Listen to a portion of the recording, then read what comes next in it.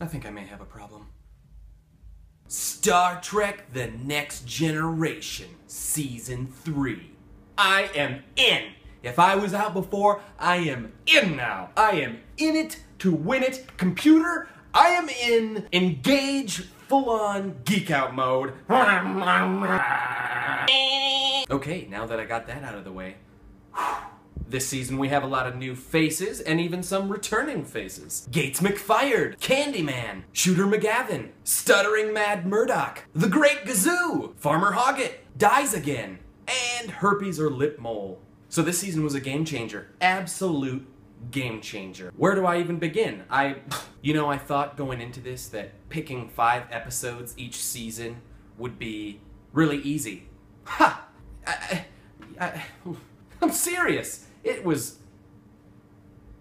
and it's like the 5 most essential episodes? What does that even mean anymore? They're all essential, so really...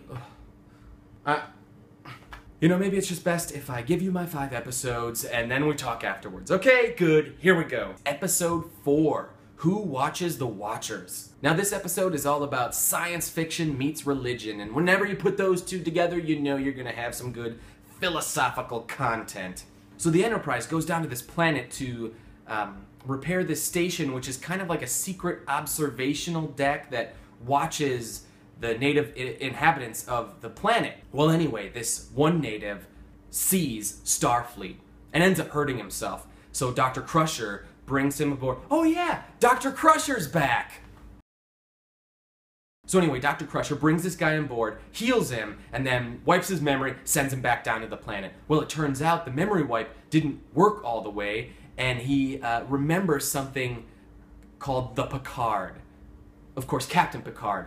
And he assumes the Picard is basically the god of the planet. And he convinces his tribe that they need to worship this Picard character. Now, of course, in Star Trek, you have the Prime Directive, and that's kind of like the golden rule of Starfleet. So basically, you can't interfere with the natural progression of a species. And that is a big no-no if you break the Prime Directive. So they send down Riker and Troy, who finally has something to do for once in this show. So far, Troy's basically been a source of exposition.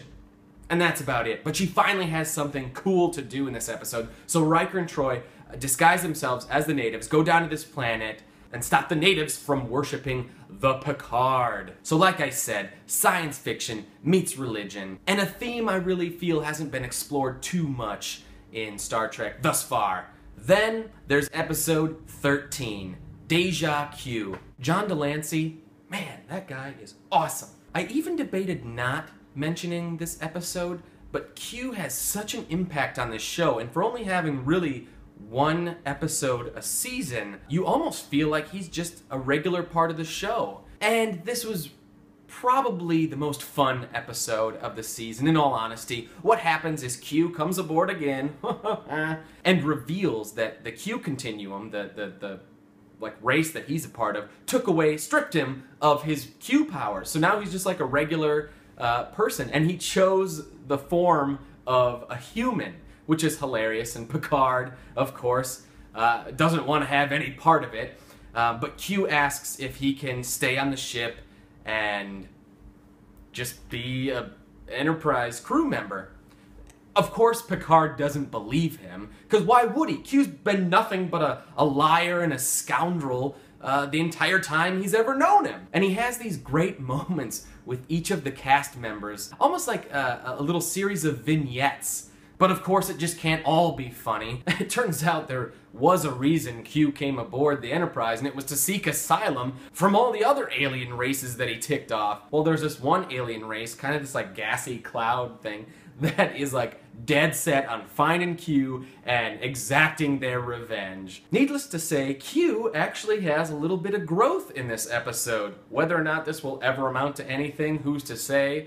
I guess I'll just have to keep watching. And then the episode I really want to talk about is episode 15, Yesterday's Enterprise. When I saw this episode, I was so blown away when the credits rolled. I mean, this episode just had everything. So the Enterprise sees this weird space cloud, and the scanners pick up something coming through it. Well, what comes through is the Enterprise, but not the Enterprise D, right? Is that right? Which they're on? The Enterprise C. The Enterprise that was before Picard. So then it turns out because the Enterprise C went into the future and left their timeline, they changed the future, and the Enterprise crew warps into this new future where the war with the Klingons never ended. And this was the biggest surprise, Tasha Yar returned. Dies again. I was like, what? I had no idea this happened in the show ever. So when Tasha Yar came back, I was just like, what? Oh my god, Tasha Yar, what's going on? And then Guinan is the only one who kind of senses something is off, that this timeline isn't the correct timeline, something is amiss. So then they discover that in order to correct everything, they gotta send the Enterprise back to its original time. Only problem is, they know that if they send the Enterprise back, it's a suicide mission. There's no way that the Enterprise going back into the war they came from has any chance of surviving. So the crew knows that if they go back, they're dead. Moral dilemma! I love this stuff. And then Tasha Yar figures out that she isn't supposed to exist in this timeline. She knows she's supposed to be dead. This episode has some hefty decisions. The kind that you're just sitting on the edge of your seat, like biting your nails, like what are they gonna do? But I have to say, one of my favorite things that this episode does is it fixes Tasha Yar's death. And it made me appreciate her character more, which I honestly didn't think was gonna happen. So, it goes to show. Star Trek. And just like Q, you know I gotta talk about Data, and that is episode 16, The Offspring. In this episode, Data creates another sentient android, his daughter, and he names her Lal. So Data essentially becomes a father in this episode. And Picard gives him all this guff about understanding what it's like to be a parent and creating new life. And Data is totally willing and ready to take on this responsibility. And who would have thunk that between two androids they could create such a rich, emotional relationship. And the best part is they don't even know it, because they're androids. And then I just have to mention, Jonathan Frakes, Riker, directed this episode. This was the first episode he directed. And this guy can direct. Who would have thunk Riker would be such a good director? I would have thunk it. And this episode has the funniest Riker moment, probably of the series so far. He goes into 10 Forward, and Lal is working at the bar, and she had just asked Guinan about being affectionate, and Riker comes in, and being all Rikery, he's like, I've never seen you around here before. Or something like that. And then Lal takes him and kisses him right in front of Data, and Data says something like, what are your intentions with my daughter? And Riker turns and he's like, your daughter?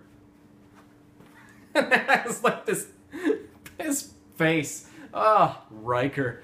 I can't get enough of that guy. But I gotta say, the end of this episode really has an emotional weight to it. Probably the most of the season, at least for me. But this really kind of socks you in the stomach. So, what is the last episode I'm going to talk about? Well, I think it's going to have to be Menage a Troi. Yeah, I mean, that was the best late season episode. I'm totally messing with you. It's episode 26, The Best of Both Worlds, Part 1. So the Borg are back, and it is time for a throwdown.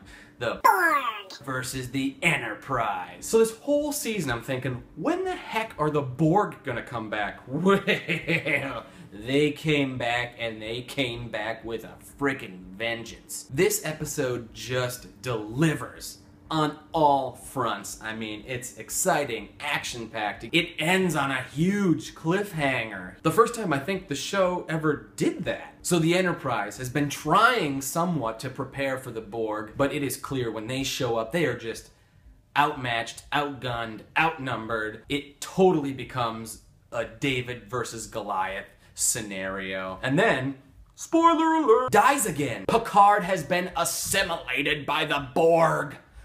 Now, what's great about this episode is they introduce this female character who kind of becomes Riker's second in command as soon as Picard gets captured. So then you're like, what does this mean? Does this mean Riker is going to become captain and this woman is going to become the Riker of the show? And then Picard's going to be gone? There's going to be no more Picard? And then Star Trek The Next Generation is going to not have any more Picard? What does it all mean?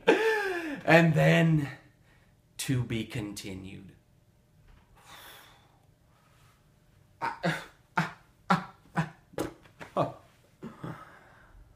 What a season. What a friggin' season. So what are my final thoughts? If I had to pick one word to sum up this season, it would be consistent. The show up until this point, the first 2 seasons, had a lot of ups, but a lot of downs as well. And while this season definitely had its peaks and valleys, the valleys were a lot more shallow. And you can tell the cast has all settled into their characters. Everyone knows who they are. The writers know who they are. And that's what's great, because now they know how to plug each character into where they belong in any given episode. And you really just got good episodes, great episodes, or excellent episodes. You know, I'd be lying if I said when that cliffhanger hit at the end of the season, I didn't immediately watch the first episode of season 4. 'Cause come on, you had to. And if this is any indication of the quality of the series from here on out, well then, resistance is futile. Hey, do you know the intro to the show? Oh, the like space. Yep.